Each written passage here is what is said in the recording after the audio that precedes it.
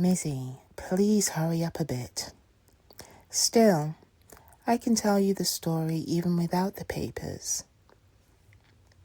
We replied with thanks to the order that I've mentioned already, saying that we didn't need a land surveyor. But this really doesn't appear to have reached the original department. I'll call it A. But by mistake went to another department, B. So, Department A remained without an answer. But unfortunately, our full reply didn't reach B either. Whether it was that the order itself was not enclosed by us, or whether it got lost on the way. It was certainly not lost in my department. That I can vouch for. In any case, all that arrived at Department B was the covering letter, in which was merely noted that the enclosed order, unfortunately an impractical one, was concerned with the engagement of a land surveyor. Meanwhile, Department A was waiting for our answer. They had, of course, made a memorandum of the case, but as, excusably enough, often happens, and is bound to happen, even under the most efficient handling, our correspondent trusted to the fact that we would answer him, after which he would either summon the land surveyor, or else, if need be, write us further about the matter. As a result, he never thought of referring to his memorandum, and the whole thing fell into oblivion. But in Department B, the covering letter came into the hands of a correspondent famed for his conscientiousness, Sordini by name, an Italian. It is incomprehensible, even to me, though I am one of the initiated, why a man of his capacities is left in an almost subordinate position. This Sordini naturally sent us back the unaccompanied covering letter for completion.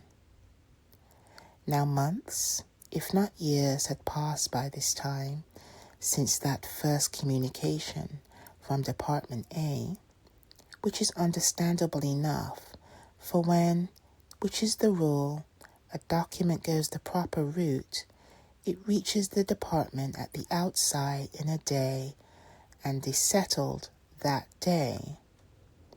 But when it once in a while loses its way, then in an organization so efficient as ours, its proper destination must be sought for literally with desperation, otherwise it mightn't be found. And then, then the search may really last a long time. Accordingly, when we got Sordini's note, we only had a vague memory of the affair. There were only 2 of us to do the work at that time, Mizzy and myself. The teacher hadn't yet been assigned to us. We only kept copies in the most important instances, so we could only reply in the most vague terms that we knew nothing of this engagement of a land surveyor, and that, as far as we knew, there was no need for one. But here the superintendent interrupted himself, as if carried on by his tail.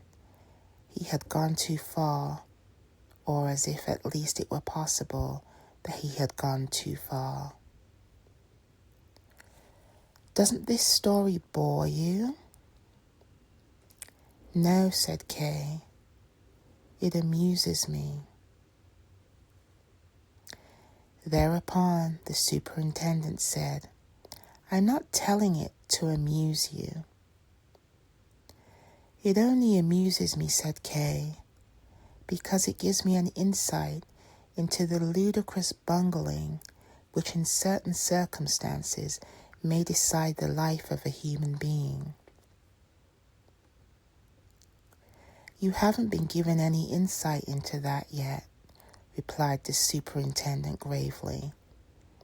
And I can go on with my story. Naturally, Sordini was not satisfied with our reply. I admire the man, although he is a plague to me. He literally distrusts everyone, even if, for instance, he has come to know somebody through countless circumstances as the most reliable man in the world. He distrusts him as soon as fresh circumstances arise, as if he didn't want to know him, or rather, as if he wanted to know that he was a scoundrel. I consider that right and proper. An official must behave like that. Unfortunately, with my nature, I can't follow out this principle. You see yourself how frank I am with you, a stranger, about these things. I can't act in any other way. But Sordini, on the contrary, was seized by suspicion when he read our reply. Now, a huge correspondence began to grow. Sordini inquired how I had suddenly recalled that the land surveyor shouldn't be summoned.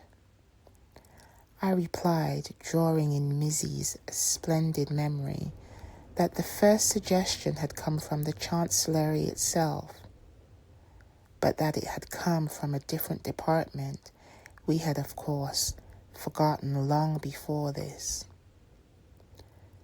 Sordini countered, why had I only mentioned this official order now?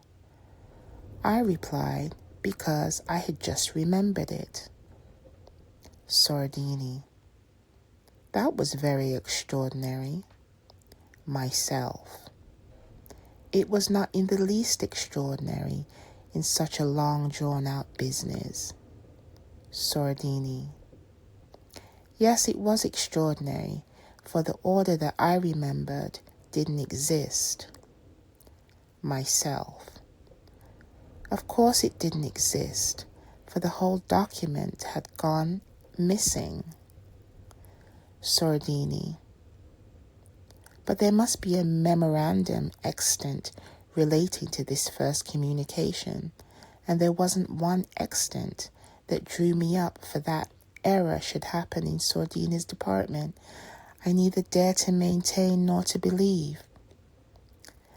Perhaps, my dear land surveyor, you'll make the reproach against Sordini in your mind, that in consideration of my assertion, he should have been moved at least to make inquiries in other departments about the affair. But that is just what would have been wrong. I don't want to attach any blame to this man. No, not even in your thoughts. It's a working principle of the head bureau that the very possibility of error must be ruled out of account. This ground principle is justified by the consummate organization of the whole authority, and it is necessary if the maximum speed in transacting business is to be attained. So, it wasn't within Sordini's power to make inquiries in other departments. Besides, they simply wouldn't have answered, because they would have guessed at once that it was a case of a hunting out a possible error.